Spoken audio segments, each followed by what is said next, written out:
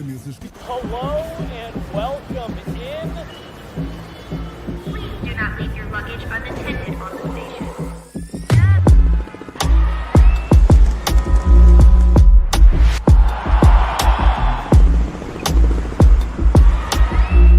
Welcome to the show.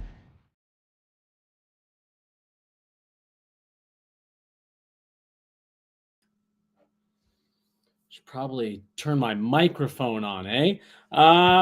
Good morning. Welcome in to the show here, Guerilla Sports Daily. I'm Jesse Montano. At home, we got a lot going on today, both in the studio,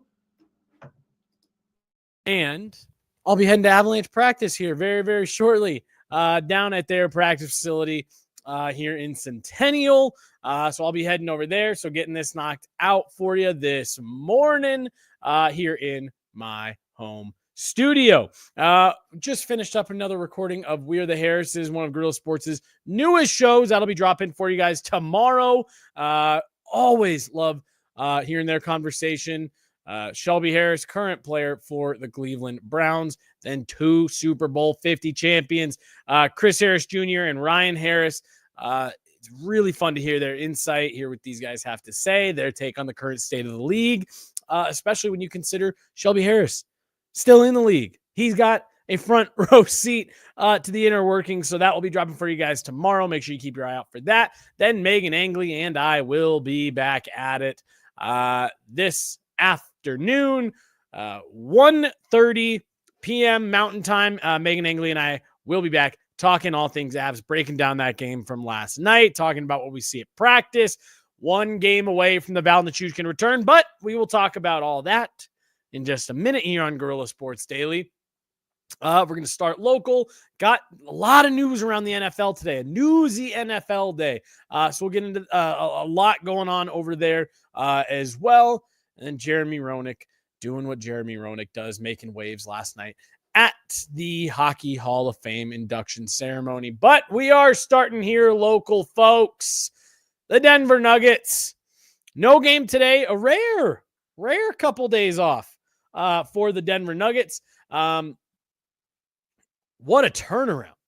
What a turnaround for this team that if you go back, I don't know, a week and a half, 2 weeks, this was a team that fans were frustrated.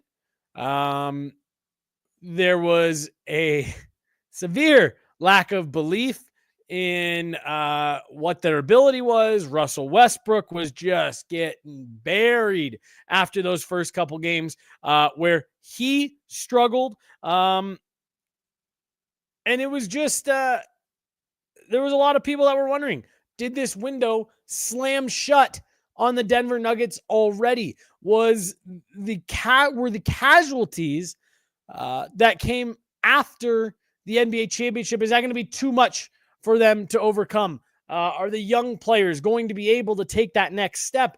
When they were sitting at 0-2, my goodness, was there a lot of doubt that could ever happen? The Denver Nuggets have turned things around. They now currently sit at 7-3, and they're getting it done despite having to battle through some key injuries to their starting five. Jamal Murray missed 3 games with a concussion. Last Monday, Aaron Gordon sidelined for 3 weeks at least. He's missed about a week here, still a couple more weeks to go on the shelf. In that time, they knocked off, not only have they gone 7-1 in that time, dealing with the 2 injuries, they also knocked off the Western Conference's best team in the Oklahoma City Thunder. Thanks to this run, Nuggets now sitting at 7-3, are just 1.5 games back of first place in the West. The 12-0 Cleveland Cavaliers have a little bit of a cushion on really every team right now, but including the Nuggets for that top spot in the league, but just 1.5 games back of the Oklahoma City Thunder for first in the West. This is not what a lot of people thought was going to happen. Like I said, a week and a half, 2 weeks ago, when you had the slow start, the injuries piling up, Russell Westbrook not looking good. How did we get here? How do we get anywhere when we're talking about the Denver Nuggets? It's Nikola Jokic. That's who's driving the bus right now. That's who's driving the bus right now. That's who's been driving the bus. That's who will continue to drive the bus for the Denver Nuggets. It's Nikola Jokic, 3-time MVP, and my goodness, is he playing like it once again. Off to an unbelievable statistical start. Triple doubles. It seems like every night. It seems like every half. By the time we're going into half, Nikola Jokic has already put up video game numbers, continues to do that. His last 3 games in particular, 3 straight triple doubles, and has been outstanding in each one, which, yes, we are 10 games in. But the conversation is already started. Is Nikola Jokic on track for his 4th MVP? The stats would certainly say so. The results in the early going would certainly say so. The analytics in the first 10 games would certainly suggest that, yes, Nikola Jokic is on track to, at bare minimum, be in contention for his 4th MVP. But the question is already starting to be asked as well. Voter fatigue on Nikola Jokic. Have the Denver Nuggets and their fans officially crossed over into the new dimension where no longer are they begging for the attention? Are MVP voters sick of the Denver Nuggets and Nikola Jokic? We're going to find out. That was maybe what a lot of folks said last year before he won his 3rd MVP, was that people were done voting for Jokic or they didn't want to do it anymore. But look, when you're dominating at the way that Nikola Jokic is dominating this league right now, you can have voter fatigue if you want. If he's the best player, he's the best player. And through 10 games, for my money. Now, look, I'll be honest with you folks. I haven't watched every single NBA game on every single night. We've had some other stuff going on here at Guerilla Sports. I haven't been able to tune into the entire slate each and every night. But for my money, Nikola Jokic right now is and should be the MVP favorite in the NBA. Off to just an outstanding start. But we are going to find out if this keeps up. We're going to find out if MVP voter fatigue is a real thing or not. Because right now, I do think it is hard for really anyone else to make the argument. We're 10 games. We're an eighth of the way through the season. Take all this with a grain of salt. Hard to make the argument for many other players to right now be leading the MVP conversation over Nikola Jokic. No game for them tonight. They'll be back in action tomorrow. They knocked off the Mavs just a couple nights ago. Nuggets back at it tomorrow night. Let's go from the good vibes to the vibes that are a little bit sad. The Denver Broncos, a heartbreaker on Sunday, losing to the Kansas City Chiefs with a last-second field goal block. They ran the clock all the way down to 1 second, down 16-14. Bo Nix makes the plays he needs to move the ball upfield, continue getting first downs, and was able to put the Broncos in field position to kick a chip shot, a 35-yard field goal. The extra point now in the NFL is 33. This is essentially an extra point. It's a free point.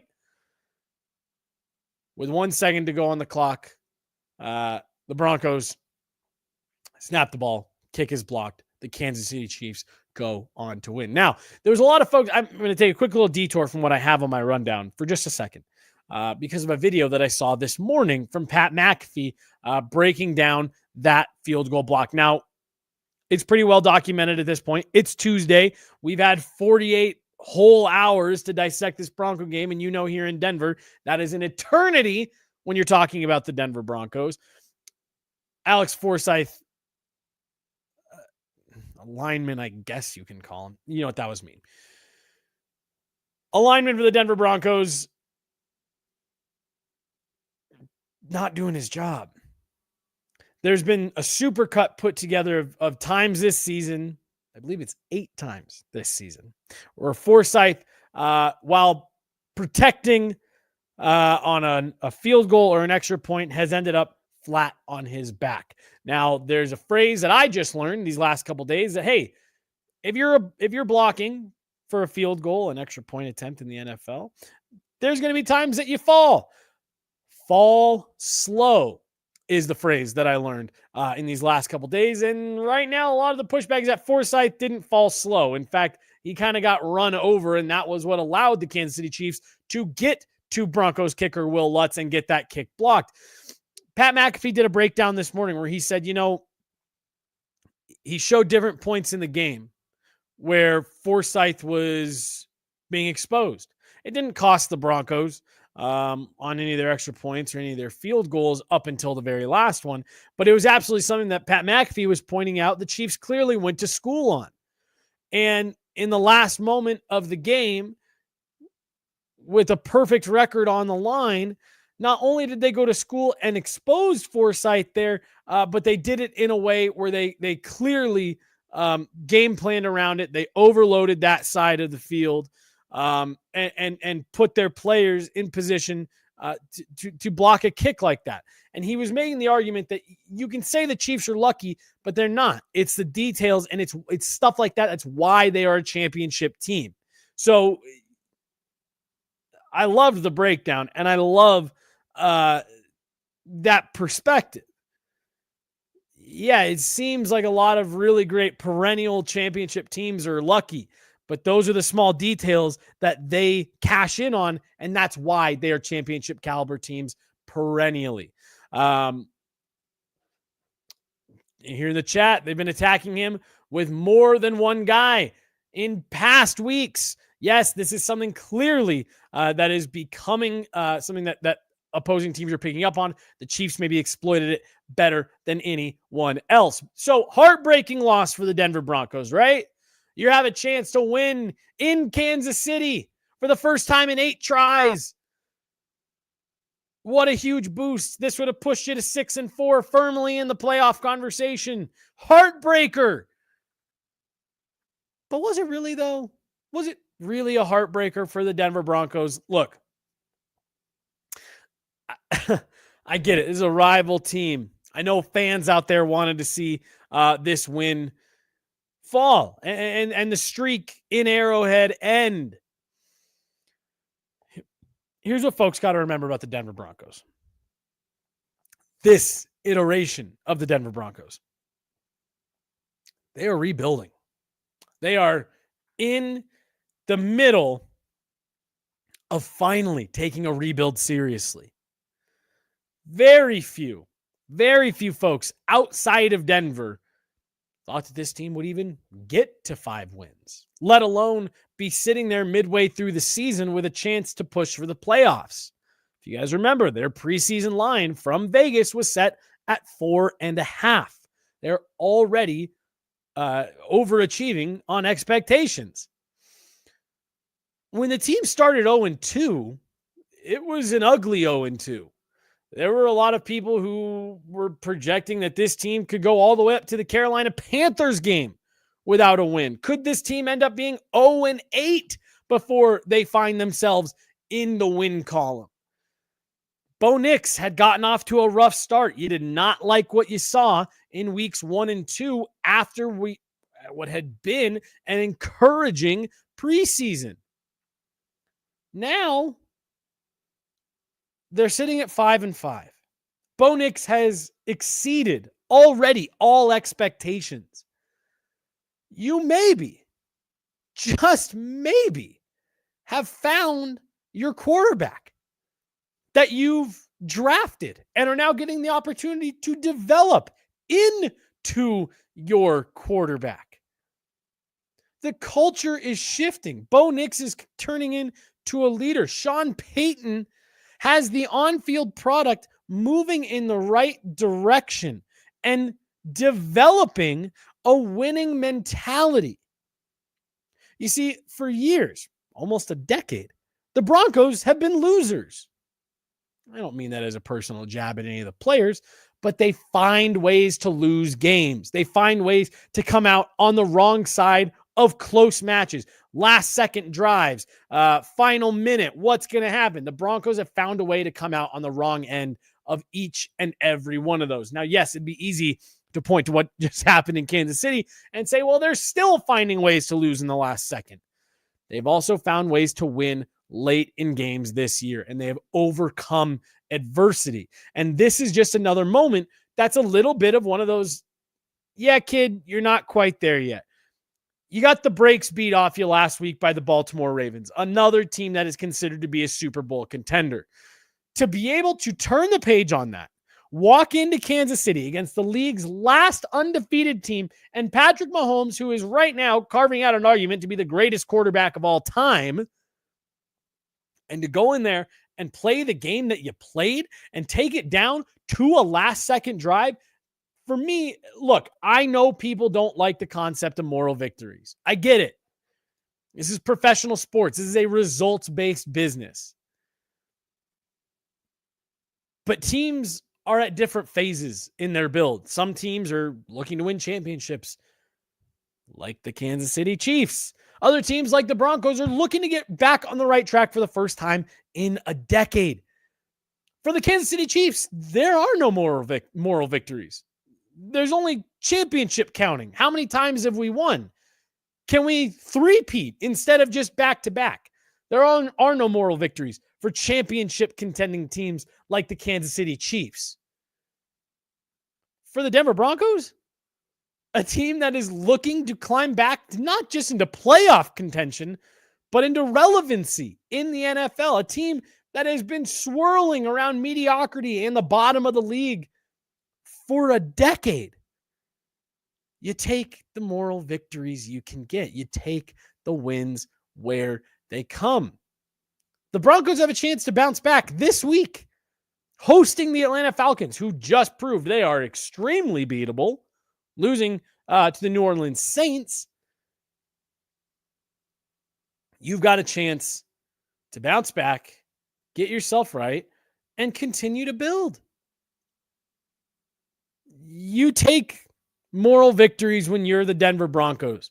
There is a lot to feel good about coming out of this game against the Kansas City Chiefs. This is a young team trying to find their way that just went toe-to-toe with the best in the league.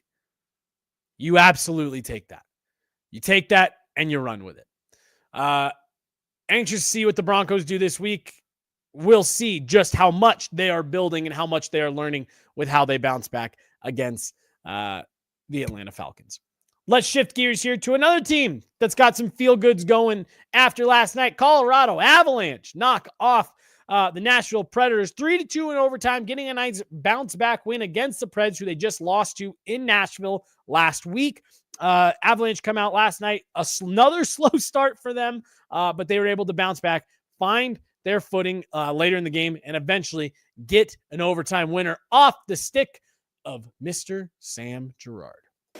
When was the last time you had a breakaway? Oh, God. Did I have one this year? I think I had one this year, to be honest. I think that was in preseason, though. But, it's always nice to have those breakaway, to have the chance to score as well. So, that was kind of like a read. I saw that D kind of falling down, and I took the penalty just to go. And, pretty happy to be able to contribute in OT. Sam, it was a great read on that play. You had that pretty much from the top of the zone in. What made you kind of jump on him? Did you pick that off a little earlier, the tendency there? Well, I just saw the D turning his back, and just kind of put pressure when he turned his back. So to be honest, I was just that read. What this game seemed like it took you guys a little bit to maybe get to where you wanted to go, but just how'd you kind of see this one break out? Yeah, no, exactly. I don't think we played the way we wanted in the first. And I think we came back strong in the second and the third and the OT as well. So, we're going to learn from that's what we did. I think we learned from the first, and we came back stronger during the second and the third. 2 goals from defensemen tonight. How does that feel for you guys with, just stepping up? Yeah, it feels good. I think that's something that we need to be better as a decor, just to put more pucks on net. I think that's what we've been doing the last couple of games as well, and I think we can do it a little better as well. So we're gonna have to keep going like that. Sam, do you feel like the resiliency of this team has increased? It feels like you guys just find ways to win here when you need to. Yeah, those games are important. We need those points. It's pretty tight right now, even if it's only the beginning of the season. Those points are important. And, I feel that's what we did the last couple of games. I think we played like pretty well. So yeah, we're gonna have to keep building on that and to make sure that we're ready for the next game. Thanks so much, Sammy. Appreciate it. We don't get to hear from Sam Girard often, so it's always a treat when we get to chat with him. Great play from him in overtime to read a broken play from the Preds, spring himself on a breakaway. Like I said, the Avs are looking at their starts, right? They're trying to figure out how to get off on a better foot going into these games and not be having to catch up and find their footing later in games. It felt like they had been building on that. Jared Bednar said last night, while he liked the resilience, the start, and really the overall effort wasn't quite what he was wanting to see in terms of continuing to take steps and grow throughout the season. I think we played better in the previous games than we did tonight. But there's a lot of things that go into that. Like, it didn't look like we had great energy tonight, and I'm not sure that they had great energy at times in the games tonight.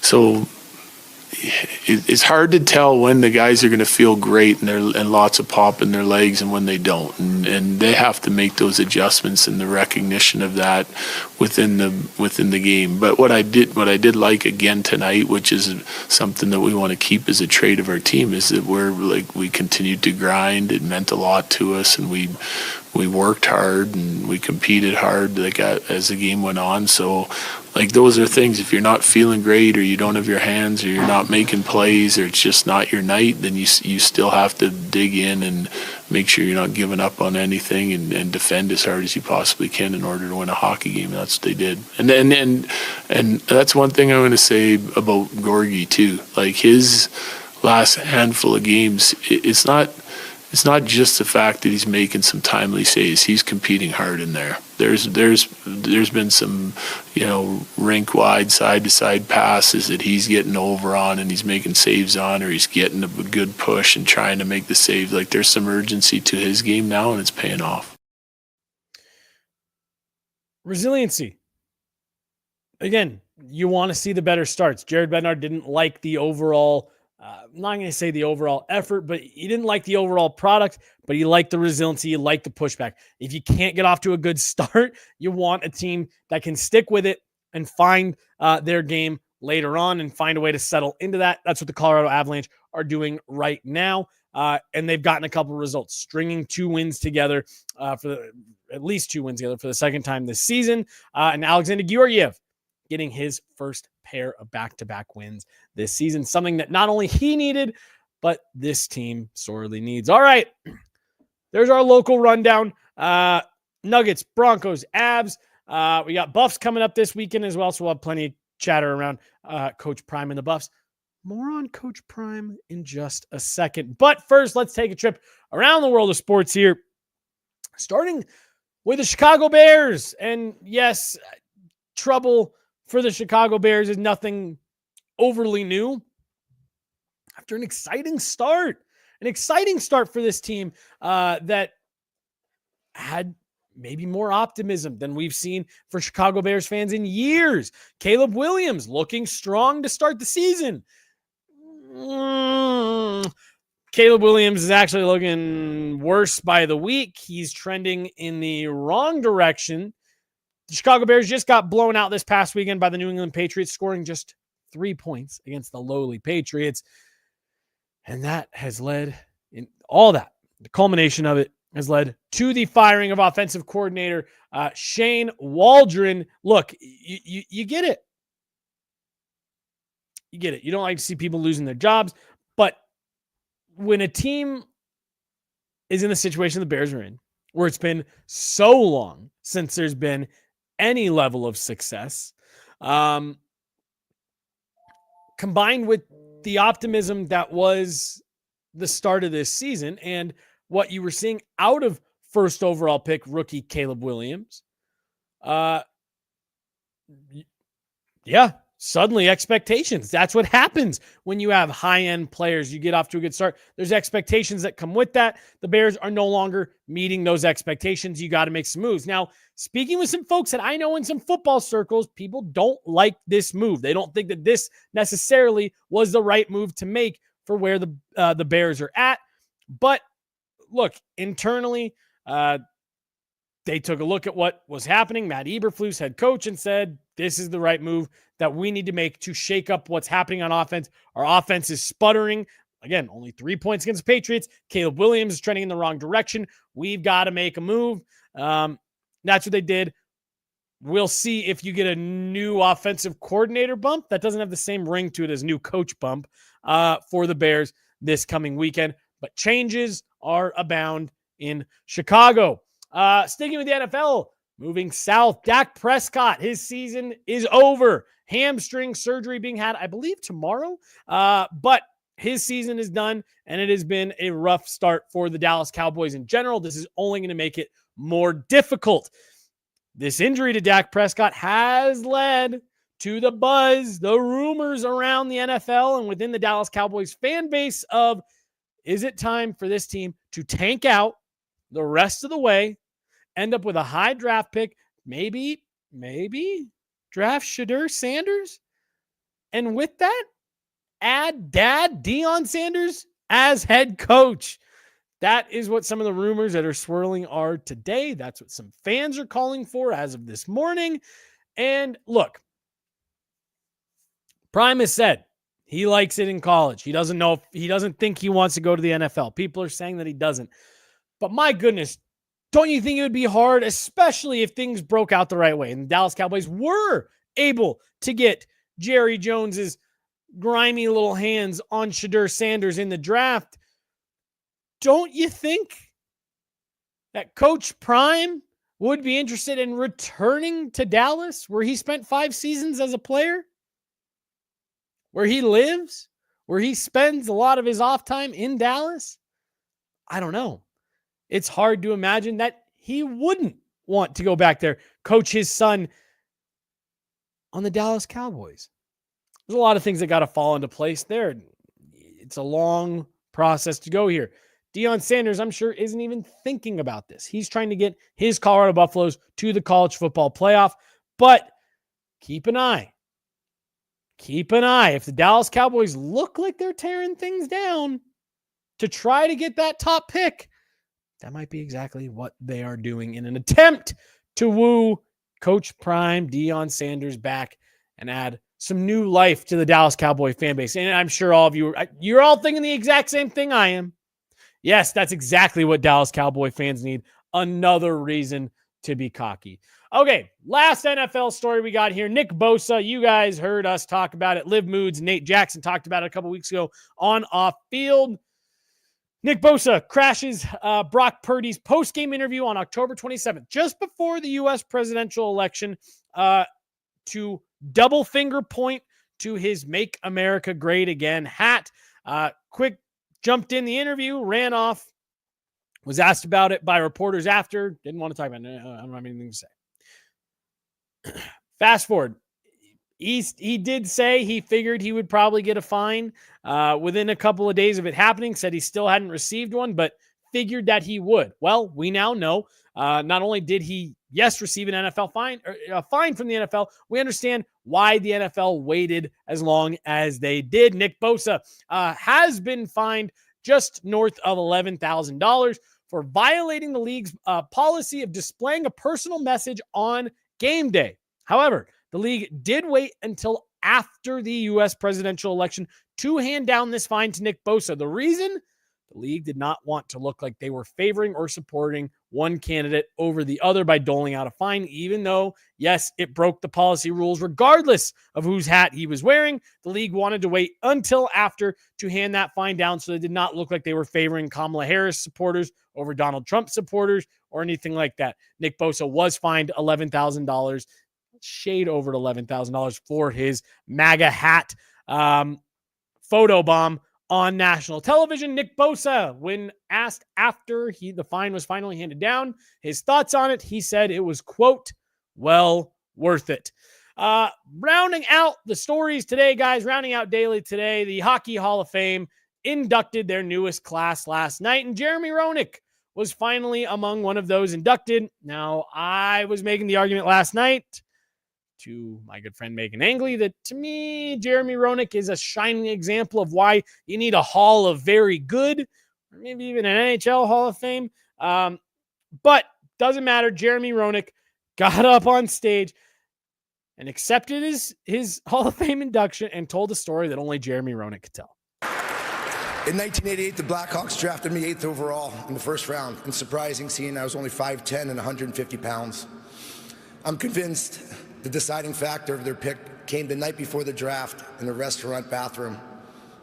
Standing next to Mike Keenan at a urinal, he oddly asked me, "You have any balls, kid?" Feeling a bit uncomfortable because of the current situation, I said, "Enough to play for you." Thank goodness he didn't look over the divider.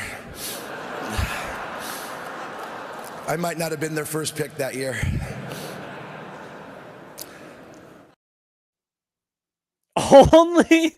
Only Jeremy Roenick would bring up that story at a Hall of Fame induction. Congratulations to the entire class of the 2024 Hockey Hall of Fame inductees. That's going to do it this morning for us on Guerilla Sports Daily. I am heading over to Avalanche practice, and we'll be back in studio to bring you guys Guerilla Sports Off Ice this afternoon. Likely 1:30. We may push it up to 1 depending on what time we get out of practice here. That's going to do it today, guys. Thanks so much for tuning in. As always, we appreciate you guys. We'll be right back at it tomorrow. Jay Borisma will be in the driver's seat tomorrow morning, taking you guys around the world of sports. My name is Jesse Montano. Thanks so much for hanging out, guys. Have a great afternoon. We'll talk to you here in just a little bit.